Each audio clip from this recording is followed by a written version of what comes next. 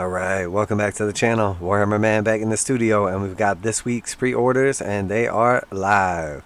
If you're new to the channel, make sure to like and subscribe for daily content.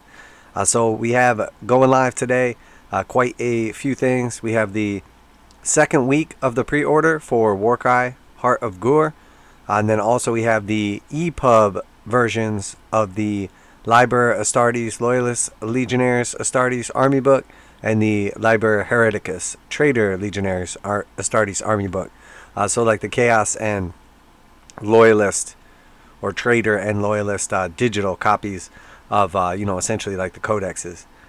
And then the Heart of Ghur itself. So not a ton straight up from Games Workshop this week, but we also have some Forgeworld items we'll take a look at shortly as well. Just for note also, I had discussed, obviously, when Horus Heresy, the Age of Darkness, originally came out, that they had the promotional items that came with it, and discussed about like the quantity of those and how we could use that to sort of gauge the online sales until we got like some official numbers. They had 13,540 of those promotional sets worldwide. In UK, people told me that they were sold out like immediately. In other places, they were still available up until recently, including in the United States, like North America. Up until literally like 3 or 4 days ago, you could still get that promotion if you ordered directly through GW. But now it is officially out. So they have ran out of the 13,540 of them. It only took them a few months. So obviously those promotional items are meant to incentivize people to order directly from Games Workshop because they have a higher profit margin. But they're not intended to last for months after months after months like that. It's supposed to be a pretty quick sellout incentive. And then relevance-wise, we know for the Warcry Heart of Ghur, there are 4,925 of those special promotional items here. So obviously this is our second week going into of pre-orders, and then this will be out next week. I imagine, again, it's going to be a similar situation. It's not, 4,925 box sets for a new edition of, a skirmish game is not that many. Now, this is just direct sales from the website itself to customers. But the fact that they only have or are expecting 4,925 of these is very, very surprising. I would imagine it's not going to be as big as Horus Heresy, but they would sell more than that. So that being said, that's a very low amount, about a third of what we saw in Horus Heresy, and it took the Horus Heresy promotional items literally months to run out. So Warcry being a much less popular game, with these 4,925, it's probably they're going to be available for a long time, in my opinion. Now, I could be wrong on this. It seems like there's definitely some people excited for Warcry. I know I am. I just don't know how many new players are the ones that are getting excited for it. So. But I did jump in and check these out real quick, and the digital versions were like, I think at $44 versus like the $70 for the physical copy. And then obviously the Heart of Ghur, you get the promotional items if you buy directly from Games Workshop for $230 USD. But you can pretty standard find these for 15% off with no tax or shipping online. So you could pretty much save like $35 on this. So you get it for under $200. Which is where it probably should be priced. It seems like Games Workshop's basically just raising up the prices to make sure people are paying like the regular price, but assuming that you're going to be buying it at a discount. I think this is something that they typically try to avoid, is like essentially getting people used to items being discounted. That way they don't want to pay full price for it. It's a similar model you see at like some stores where they always have a coupon. Well, when you need something from that store, you're less likely to just go buy it if you don't have a coupon because you're so used to always having a coupon. So it actually can like benefit you, but also like hurt you as well. So that's it for the Games Workshop pre-orders. Let's jump over to Forgeworld. So we have the Marduk Sedras, Lord of the 23rd Order, and he is $55 for this model. Pretty cool model overall. Definitely some weird stuff going on here with the sword. Overall, I like it. I think the aesthetic is, for me, pretty cool. For a lot of other people, just a little too eccentric, which I get. Horus Heresy is supposed to be a little more like plain, a little less ornate. But it is what it is. And then obviously also we saw like the heads, the shoulder pads, all that stuff coming out as well. $23 for those add-on items for Horus Heresy, like made to order. short time only. And then also, I just wanted to mention something while we're here. I get the impression that maybe it's just casuals, or possibly like a lot of people have just never ordered from Forgeworld before. So like, I keep it real, obviously, on this channel about the prices for Games Workshop stuff. It's obviously more expensive than competitors, but also like I call them out when they put out stuff that's just ridiculously priced. The same way that I give them props when something comes out and it's a decent price, like that recent kit with the Venom Crawler and the Obliterators for $70. I thought that was very fairly priced. I was expecting it to be 80 to 100. And it came in at 70. I give them props for that. But when I did the recent video on the Leviathans and talked about like the arm options and everything like that, a bunch of people like started blowing up in the comments. I get it that like maybe those people are just casuals, or maybe they're just haters or whatever. Obviously I make my thumbnails and titles, sensationalist, to get people's attention, just because that's what you have to do. That's what the algorithm respects, and that's why the channel is growing so fast. But of course it's going to attract casuals with like bright letters and stuff like that. But this is just the actual Dark Angels Legion Leviathan pattern Siege Dreadnought, and he is $91.50, and it comes with no arms. That's your Leviathan Dreadnought with no arms. $91.50 for that. Now the Legion specific ones are pretty cool. They have some extra stuff on them, but they weren't like a bunch extra like price wise or anything like that. They were just cooler versions of them. So $91.50 for him. And then if we go up here and just check out the arms, $24 per arm for one arm. So if you were going to buy just any two arms for your Dreadnought, that's $48. And then on top of that, you have your $91. So you're basically looking at, essentially $140 with no tax, shipping, anything like that. The new Leviathan, matter of fact, we can go back over there and we'll look at the new releases. The new Leviathan is $80, and that includes two arms that you could build as either the drill or the fist, or the claw rather. That's substantially cheaper. $80 with two arms, and then when the shooting one comes out as well, it's going to be, you would guess $80 with two arms, and then you can build those arms into a bunch of different gun options, which obviously they're not going to give you all of the gun options. If you bought a kit, they're not going to just put all of the guns in it, because there's so many options. There's the Grav Flux Bombard, there's the Cyclic Melt-a-Lance, there's the Storm Cannon, and more than that. And then for obviously combat weapons as well. So you can, I would imagine the gun kit is going to make, or the regular Dreadnought with the guns is going to make two weapons of your choice, and then they're going to have again a similar upgrade kit that you can get for the two arms. Either two close combat arms or two shooting arms. So then you could basically buy one Dreadnought for $80, and then you can get the shooting arms and the close combat arms by just buying the one upgrade. Man, GW's site is just so terrible. It is just like always struggling, it seems like. I don't know what they did when they changed their hosting or like redid the web store, but like honestly, it has just gotten even worse, and it was already terrible. So I'm not sure what they're going at with that, but man, what a step in the wrong direction. So anyway, here's our two arms right here for $27. So you're paying $3 extra, and you're getting two arms instead of one, and then it's coming made out of plastic instead of coming made out of resin. So I get that people are saying like, oh yeah, it should be $60 for the kit, and it should come with all the arms. But like, that's just not reasonable, because there would be 3 arms for each side for the guns, and then 2 arms for each side for the melee weapons. So you're talking about basically 10 different weapon options when you're only ever going to be able to use 2 at a time. So it makes much more sense to not charge you a ton for a kit with all the options, and then give you the options to buy them separately. And that's the way they went. And we've seen recently they've been trying out both ways. So they're obviously trying to do some like, feeling out to see what's working better. Because recently we saw with the Imperial Knights, they started putting all the options in the box sets after they raised the prices. So the prices went up regardless. That had nothing to do with it. They were going up. And then they included extra items in it. So then you get all of the weapons, all the options, everything in it. But the price is more expensive. In this case, you're buying, instead of from Forgeworld, you're getting a plastic kit, which in my opinion is already better, even if it was just the same price. The detail is crisper, it takes less prep work, they're less likely to break, etc. And then on top of that, you know, it's cheaper. You're paying $80 for the body instead of, you know, almost $100 for the body. And it comes with your first 2 weapons. And then you buy extra weapons for, you know, half the price. You know, you get 2 weapons for the price of 1 if you pay an extra $3, basically. So, in my opinion, the Leviathan Siege Dreadnought, compared to other kits and models from other games, is expensive. The Leviathan Siege Dreadnought, compared to the Forgeworld resin kit, is cheaper.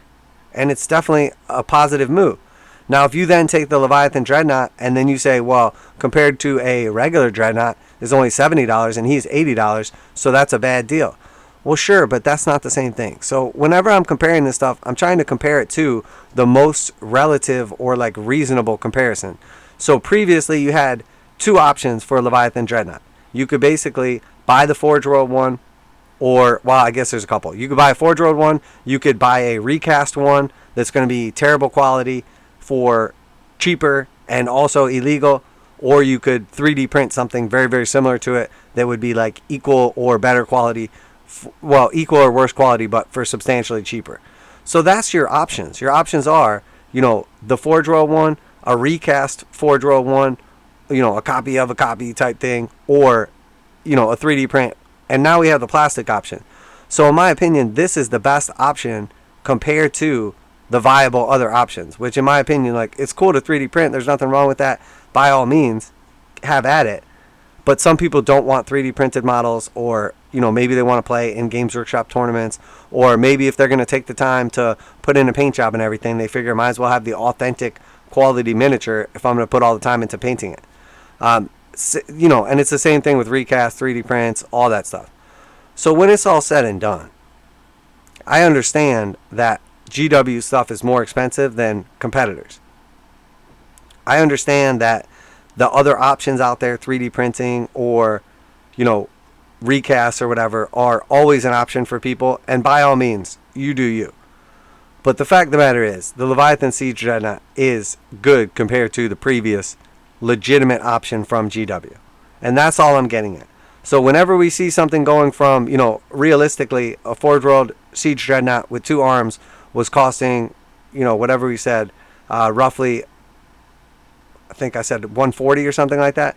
If we're going from that to $80, that's a great deal. That's a move in the right direction.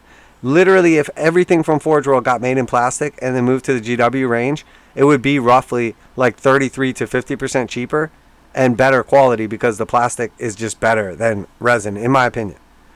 So anytime they're redoing stuff and bringing it over, I think it's a positive, especially if it's going down in price at the same time when everything else is going up in price. So I guess I just wanted to kind of like mention that, because I think sometimes people either see the videos or see the thumbnails or whatever and then just like jam a comment down in the chat all angry or whatever that I said like the Leviathan Dreadnought is a good deal, but they don't take into account like the various comparisons you could do. Like, sure, if you can 3D print a Leviathan Dreadnought and you buy the files for, you know, $15 and then you print them off and it costs you $10, you got a Leviathan for $25. That's great. Not authentic. So the resale value is pretty much nothing. Same with a recast. You could buy a recast, but it's going to look bad.